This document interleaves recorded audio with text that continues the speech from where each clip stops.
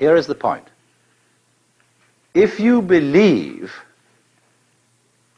if you have certain propositions that you want to assert about the ultimate reality, or what Paul Tillich calls the ultimate ground of being, you're talking nonsense.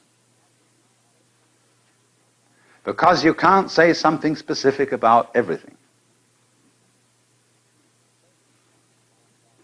You see, supposing you wanted to say God has a shape. But if God is all that there is, then God doesn't have any outside, so he can't have a shape. You have to have an outside and space outside it to have a shape. So that's why the Hebrews, too, are against people making images of God. But nonetheless, Jews and Christians persistently make images of God, not necessarily in pictures and statues, but they make images in their minds. And those are much more insidious images. Buddhism is not saying that the self, capital S, the great Atman, or whatnot, it isn't denying that the experience which corresponds to these words is realizable. What it is saying is that if you make conceptions and doctrines about these things, you're liable to become attached to them. You're liable to start believing instead of knowing. So they say in Zen Buddhism, the doctrine of Buddhism is a finger pointing at the moon. Do not mistake the finger for the moon. Also, we might say in the West, the idea of God is a finger pointing at God. But what most people do is, instead of following the finger, they suck it for comfort. And so Buddha chopped off the finger. And undermined all metaphysical beliefs. There are many, many dialogues in the Pali scriptures where people try to corner the Buddha into a metaphysical position. Is the world eternal? The Buddha says nothing. Is the world not eternal? And he answers nothing. Is the world both eternal and not eternal? And he don't say nothing. Is the world neither eternal nor not eternal? And still he don't say nothing. He maintains what is called the noble silence, sometimes later called the thunderous silence. Because this silence, this metaphysical silence, is not a void. It is very powerful. The silence is the open window through which you can see, not concepts, not ideas, not beliefs, but the very goods. But if you say what it is that you see, you erect an image and an idol, and you misdirect people. It's better to destroy people's beliefs than to give them beliefs. I know it hurts, but it is the way. That is what cracks the eggshell and lets out the chick. Of course, if you want to stay in the eggshell, you can, but you'll get addled.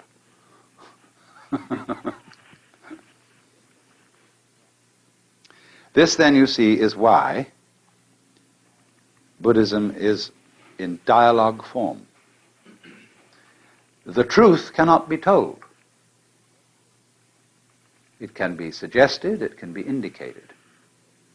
And a method of interchange between teacher and student can be arranged whereby the teacher constantly pricks the student's bubbles.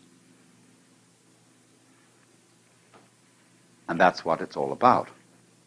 And because that's the way it is, we find that in the course of history, Buddhism keeps changing. It develops, it grows. As people make all these explorations that the original Buddha suggested, they find out all kinds of new things. They explore the mind. They find out all the tricks of the mind.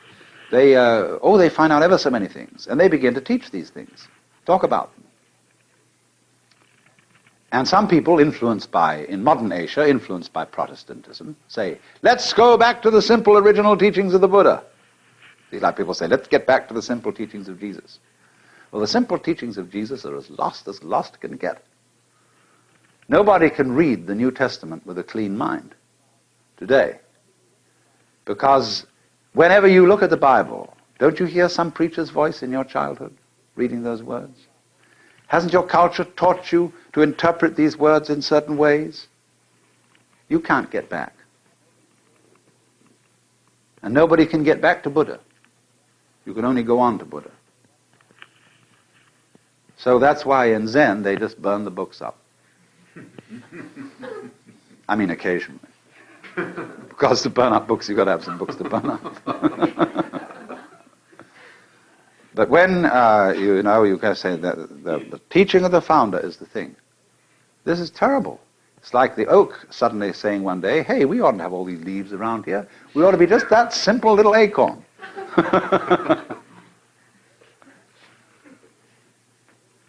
Now, a living tradition grows.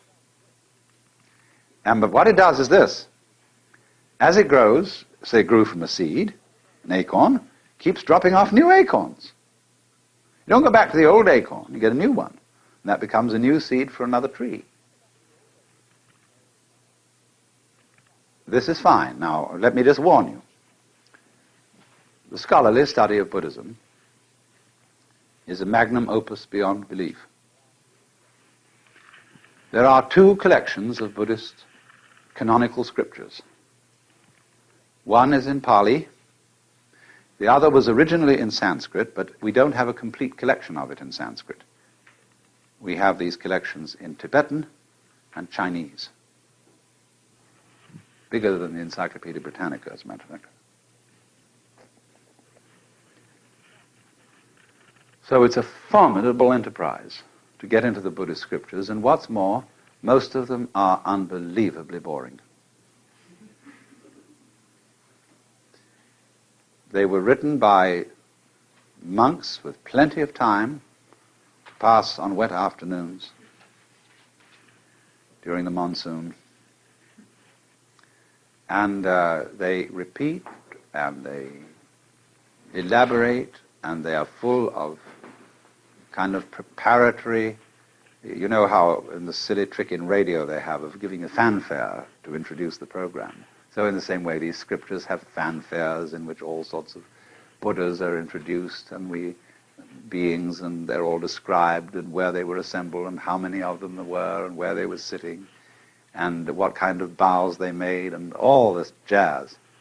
And then finally a few pearls of wisdom are dropped by the Buddha, or else they sometimes go on for pages and pages of actually very, very subtle and very profound discourse that is not dull if you have a penchant for that kind of thing. But I warn you, don't try too hard to read the Buddhist scriptures. It's all right to read the Dhammapada, which are sayings of the Buddha. It's all right to read the Diamond Sutra.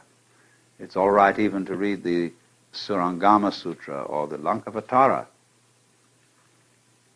But when you get mixed up with the larger Prajnaparamita and all those things, you're in deep water.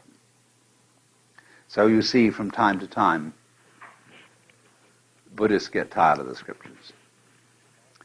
Actually, they keep them in a revolving bookcase in some monasteries. Think about so high, so wide, it revolves. And instead of reading all this stuff, you're supposed to be able to acquire as much merit as you would from reading it all by twirling the bookcase round once.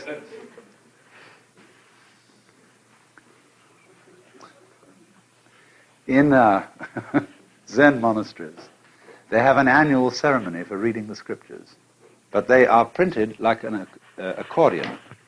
In other words, the pages are connected to each other zigzag, and then they have board on the back and the front, so that you can pick one up and go whirr, like that, you know, like a slinky moves. And so each monk is assigned a pile of the volumes. This happens once a year. And they all chant sections of the scripture, but very often each monk chants a different one. And while they're doing this, they pick up a volume and go whirr, click, and put it down on the other side. Pick up the next one, whirr, click, and this is the annual reading of the scriptures. There's a wonderful picture of this being done in Suzuki's book, The Training of the Zen Buddhist Monk. So you see, Buddhists are funny about scriptures. They don't treat them the way Christians treat the Bible.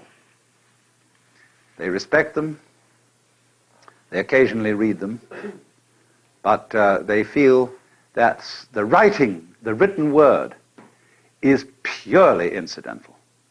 It is not the point. And indeed, it can be a very serious obstacle. Zhuangzi, a Taoist sage, once said, just as a dog is not considered a good dog just for being a good barker, a man is not considered a good man just for being a good talker. So we have to watch out for the traps of words.